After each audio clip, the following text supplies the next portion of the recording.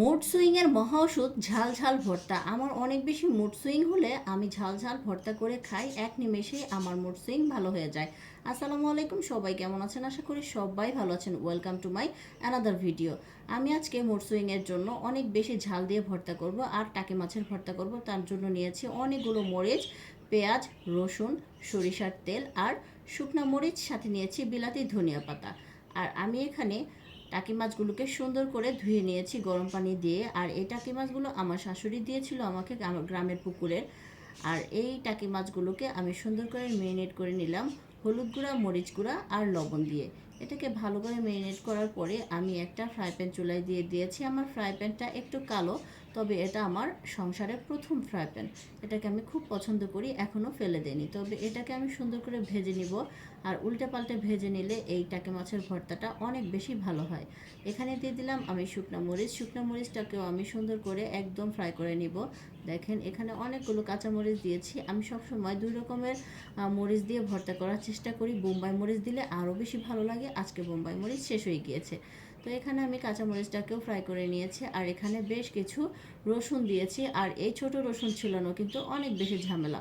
এটা আমাদের বাড়ির রসুন। আর এখানে আমি দিয়েছি পেঁয়াজ। আমি এখানে অনেক বেশি পেঁয়াজ দিয়েছি, কারণ যত বেশি পেঁয়াজ দিবেন আপনার এই ভর্তাটা খেতে আরও বেশি মজা লাগবে।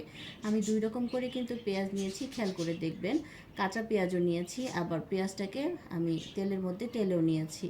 আর হচ্ছে বিলাতি ধনিয়া পাতাটা সুন্দর করে কুচি কুচি করে কেটে নিয়েছি। আমি আসলে ভিডিওটাকে ছোট করার জন্য ফাস্ট ফরওয়ার্ড করে দিয়েছি, আপনারা বুঝে নেবেন। এখানে আমি একটা বাটনা নিয়েছি, বাটনার মধ্যে দিয়ে দিয়েছি শুকনা মরিচ, ভালো করে থেতো করে নিলাম। আর এখানে রসুন আর কাঁচামরিচগুলো ভালো করে থেতো করে নিব। এখানে একটু অত বেশি মিহি করার প্রয়োজন নেই, কারণ এই ভর্তাটা একটু দানা দানা থাকলে খেতে বেশি ভালো লাগে। বাকি পেঁয়াজ ভাজা, কাঁচা পেঁয়াজ আর হচ্ছে বিলাতি ধনিয়া পাতাটাও দিয়ে দিলাম, সাথে দিয়ে দিলাম সরিষার তেল। আর এখানে আমি দুই হাত দিয়ে আসলে কাটা ছাড়ানোর চেষ্টা করছিলাম। কাঁটা চামচ নিয়েছি ছাড়ানোর জন্য। ধুর, আবার কিসের কাঁটা চামচ, আমার হাতে হচ্ছে চামচ। তো আমি এটাকে সুন্দর করে বেছে নিচ্ছি। আর আমি যেহেতু কাটা টাটা পছন্দ করি, আমার এত কাটা অত বেশি বাছার কোনো প্রয়োজন নেই, বাচ্চারা খাবে না যেহেতু। তো এখানে আমি শুধু মাঝখানের লম্বা কাঁটাটা ফেলে দিব, আর মাথার কাঁটাটাও কিন্তু আমি রেখে দিব, আর লেজের কাঁটাটাও কিন্তু রেখে দিব। কারণ এত ভালো একটা জিনিস, কারণ গ্রামের ফ্রেশ টাকি মাছ, এটা কিন্তু ফেলে দেওয়া যাবে না, অবশ্যই না। তবে আমি অপচয় খুবই কম পছন্দ করি। আর এখানে আমি এই বেশি ঝাল দিয়ে এই প্রথম টাকি মাছগুলো ভালো করে ভর্তা করে নিলাম, মেখে নিলাম। দেখেন আসলে মাখার প্রসেসিংটা আপনার উপর ডিপেন্ড করবে। ভর্তা আসলে যতটা মাখা হয় ততটাই নাকি স্বাদ বাড়ে। আর ওই যে কাটাকুটা বলেছিলাম যে আমি আসলে অপচয় পছন্দ করি না, মাথার কাটা আর লেজের কাটাগুলো আমি দিয়ে একটু এলোমেলো করে নিলাম, যাতে এটা আসলে চাবিয়ে খেয়ে ফেলা যায়। আমার কাটাকুটা খেতে খুবই পছন্দ, কিছুটা বিড়ালের মতো। যাই হোক, আমাদের কিক্কি যদি থাকতো তাহলে এই কাটাগুলো খেতাম না, ওকেই দিয়ে দিতাম। যেহেতু ও নেই সেহেতু আমি খেয়ে ফেলবো। আর এখানে দেখেন বাটনায় ভর্তা করেছি, আর হচ্ছে ভাত মাখা খাবো না তা তো হতেই পারে না। আর পাটায় ভাত মাখলেও কিন্তু খেতে অনেক বেশি মজা লাগে। যেহেতু আমি পাটায় করি নাই, আমি এটাকে বাটনায় করেছি। তো আমার ভর্তা রেডি। দেখেন কালারটা কত সুন্দর এসেছে, মাশাল্লাহ।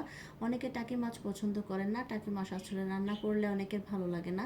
তবে এরকম করে ভর্তা করে খেতে পারেন। আমি দুপুরবেলা, আসলে দুপুরবেলাও না, এটা আমি ভাত খেতে খেতে প্রায় 4টার দিকে ভাত খেয়েছি, কারণ আমার মনটা ভালো ছিল না। রান্না করেছি অনেক আগেই, ভেবেছিলাম গরম গরম ভাত খাবো, কিন্তু আসলে আমি যখন বাটনার মধ্যে খেয়েছিলাম তখনই আমার অর্ধেক খাওয়া হয়ে গিয়েছিল। তখন একদম গরম ধোয়া ওঠা ভাতের সাথে খেয়েছিলাম, অনেক ভালো লেগেছিল। তখনই আমার মনটা ভালো হয়ে গিয়েছে, আলহামদুলিল্লাহ।